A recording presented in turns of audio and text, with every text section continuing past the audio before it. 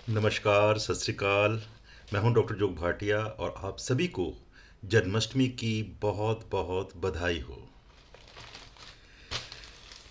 जब भी हम श्री कृष्ण जी को याद करते हैं तो अक्सर ये बात ज़रूर करते हैं कि वो 16 कला संपन्न थे। तो आखिरकार कई बार ये बात जहन में आती है कि आखिरकार ये 16 कला क्या है, कि 16 कला या सर्वगुण संपन्न होना क्या चीज़ होती है। तो जैसे हम आजकल किसी एक सब्जेक्ट में महारत हासिल कर ली, किसी एक सब्जेक्ट में पीएचडी कर ली,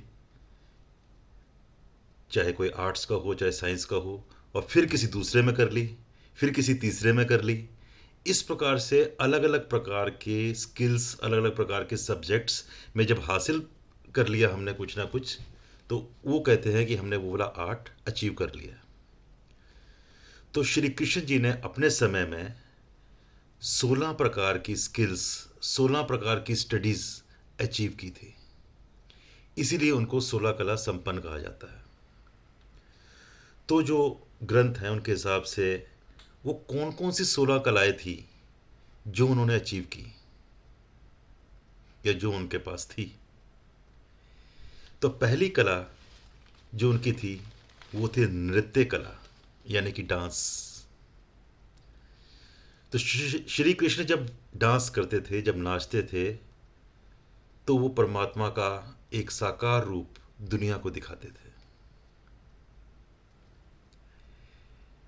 वो खूब नाचे। कभी तो शेषनाग के फन के ऊपर नाचे, कभी वृंदावन में नाचे, कभी गोपियाँ उनको लालच देती थी माखन का और वो नाचते थे। और नाचना एक बहुत बड़ी कला, उनका एक गुण था। और जो दूसरी कला थी वो थी वादन कला, यानी कि इंस्ट्रूमेंट बजाना। ये भी म्यूजिक से रिलेटेड। तो श्री कृष्ण बांसुरी बजाते थे। तो ऐसी बांसुरी बजाते थे कि कहते हैं कि जो गाय हैं वो अपना दूध ज़्यादा देती थी, गोपियाँ मंत्रमुग्ध हो जाती थी, माँ मंत्रमुग्ध हो जाती थी, और सुरा पूरा का पूरा वातावरण आनंदमय हो जाता था। तो उनका जो वादन कला थी वो अपने आप में एक मिसाल थी। और जो तीसरा गुण, तीसरी कला उनके में थी वो थी गायन कला। वो गाते थे और गाते गाते उस परमात्मा में, सृष्टि में, उसी में लीन हो जाते थे। तो गायन कला। तो ये आर्ट्स थे, डिफरेंट टाइप ऑफ आर्ट्स जो उनमें भरपूर मात्रा में थे, जिनके वो मास्टर थे। उसके अलावा उनके पास जो कला थी वो थी केश कला। उस समय केश रखने का एक रिवाज था, और केशों को संभालना अपने आप में एक बहुत बड़ी कला थी। तो केशों को किस प्रकार से संभाल के रखना है, ये कला में भी वो संपन्न थे। तो जो चौथी कला थी वो थी केश कला। फिर आते हैं हम पांचवी कला में, वो था सुदर्शन चक्र कला, यानी कि रण भूमि में शस्त्रों की चलाने की कला। तो सुदर्शन चक्र के वो महारथी थे, और सुदर्शन चक्र चलाने में उनके जैसा कोई और दुनिया में नहीं था। तो वो था सुदर्शन चक्र कला। तो अगली कला जो उनसी थी वो थी वाक कला, यानी कि द पावर ऑफ वॉइस। जब भी वो बात करते, जिससे भी वो बात करते, अगला व्यक्ति मंत्रमुग्ध हो जाता, उनकी बात बहुत ध्यान से सुनता, और उनकी बात सिर्फ सुनता ही नहीं बल्कि उसको मानता। इसे कहते हैं पावर ऑफ वॉइस। तो वाक कला उनमें बहुत ही अच्छी थी, और यानी कि वाक कला के वो महारथी थे। तो सातवीं कला थी उनकी काम कला, sex art, the art of sex. तो बाकी एजुकेशन की तरह सेक्स भी एक एजुकेशन है जिसमें उनको पूरा महारत हासिल था। तो वो एक ग्रेट लर्नर थे, ग्रेट टीचर थे, ग्रेट शासक थे। और उनकी जो सातवीं कला थी वो थी काम कला। और जो आठवीं कला थी उनकी वो थी प्रेम कला। वो जिसको भी प्यार करते थे ना, वो दिल से करते थे। ये नहीं कि शब्दों से कह दिया कि मैं तुम्हें बहुत प्यार करता हूँ, नहीं। उनका प्यार सिर्फ स्त्री की तरफ नहीं, उनका प्यार बच्चों से भी, बड़ों से भी, अपने माँ बाप से भी, अपनी प्रजा से भी, यहाँ तक कि पशु पक्षियों से भी, गायों से भी, सभी से उनके अंदर से एक प्यार निकलता था। वो भाव थे। तो इन भावनाओं को भी हासिल करना अपने आप में एक बहुत बड़ी कला है। तो जो कला थी उनमें, वो थी प्रेम कला। तो अगली कला जो सी उनके में थी, वो थी युद्ध कला। उनकी 9वीं कला थी युद्ध कला। तो युद्ध कला में बहुत निपुण, जो रणनीति बनाने में बहुत ज़्यादा निपुण। जब दुर्योधन और अर्जुन दोनों उनके पास आए, तो जहाँ दुर्योधन ने उनसे पूरी फौज मांग ली, अर्जुन ने श्री कृष्ण को मांगा अपने सारथी के रूप में। और सारथी के रूप में एक कुशल सारथी वही होता है जो अपने घोड़ों को भी बचा के रखे, अपने जो बाहुबली जो उस रथ पे चढ़ा हुआ है उसको भी बचा के रखे और खुद को भी बचा के रखे, और सही रास्ते पे सही समय पे लेके जाए, और सही मौके पे सही डिसीजन मेकिंग करे। तो उनकी जो युद्ध कला थी, वो भी माहिर थे युद्ध कला में। तो एक कला युद्ध कला थी उनकी। उसकी अगली कला थी, उनकी जो 10वीं कला थी, वो थी राज कला, राजनीति। वो एक कुशल प्रशासक थे। उन्होंने द्वारका नगरी बसाई, और द्वारका नगरी सिर्फ बसाई ही नहीं, एक सोने की नगरी, यानी कि हर व्यक्ति वहाँ पे खुश, हर व्यक्ति वहाँ पे धनाढ़ और एक अच्छी ज़िंदगी जीने वाला। तो एक बहुत ही कुशल राजनीतिज्ञ थे। तो ये उनकी 10वीं कला थी। और उससे अगली कला थी उनकी सारथ्य कला।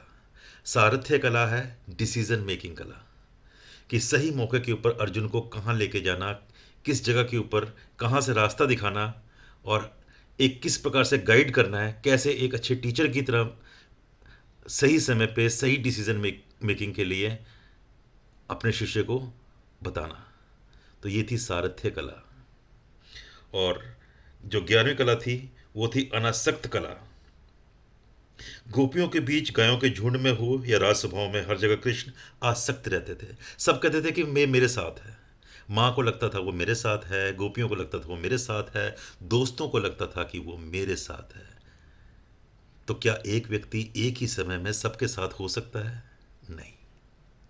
ये उनकी एक कला थी कि हर व्यक्ति के वो दिल में रहते थे। हर व्यक्ति उनको समझता था कि हम इसके खास हैं। तो इस आर्ट को, इस डिसीजन मेकिंग को, इसको कहते हैं अनासक्त कला, जो कि बहुत बड़ी एक लीडरशिप क्वालिटी है। जब आपके सबॉर्डिनेट्स, आपके नीचे वाले सबको यही लगे कि मैं उसका खास हूँ और वो हमेशा मेरे साथ है। और उससे अगली कला थी उनकी कर्म योग कला। उन्होंने हमेशा कर्म को जोर दिया।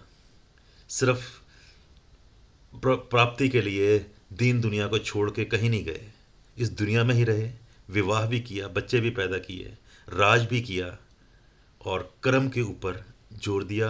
और उनकी जितनी शिक्षाएं हैं वो कर्म के ऊपर ही बेस्ड हैं, और इसलिए उनको कर्म योग कला कहा जाता है जो उनमें थी। और 14वीं कला थी उनकी सेवा कला। ये भी अपने आप में एक आर्ट है। उनके अंदर सेवा भाव था।